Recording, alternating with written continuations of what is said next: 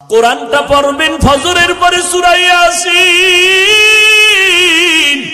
জোহরের নামাজের পরে সূরাতুর রহমান তেলাওয়াত করবেন, আসরের নামাজের পরে আম্মা ইয়াতাসাআলুন, মাগরিবের নামাজের পরে সূরা ওয়াকিয়া তেলাওয়াত করবেন, এশার নামাজের পরে সূরা মুলুক তেলাওয়াত করবেন। আপনার ঘর ফেরেশতারা পাহারা দিবে, আপনার ঘরে কোনোদিন চোর ডাকাত আসবে না, আপনার স্বামীর কামাই রুজিতে কোনোদিন অভাব লাগবে না।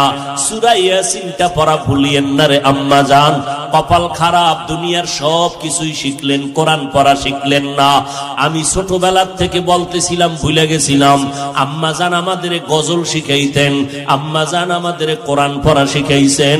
ও পর্দার আড়ালের আম্মা জান, কেন কোরআন শিখলেন না রে মা? কোরআনের মতো আর এত মধুর তেলাওয়াত কই পাইবেন? ও পর্দার আড়ালের আম্মা জান, ওই আম্মা জান আয়েশার মতো আপনারাও নারী। নবী বলেন, আয়েশা আমি কান্না করার কারণ হাসরের ময়দানের কঠিন কথা আমার মনে পড়ে গেল। আম্মা জান আয়েশা বলেন, কেমন কঠিন?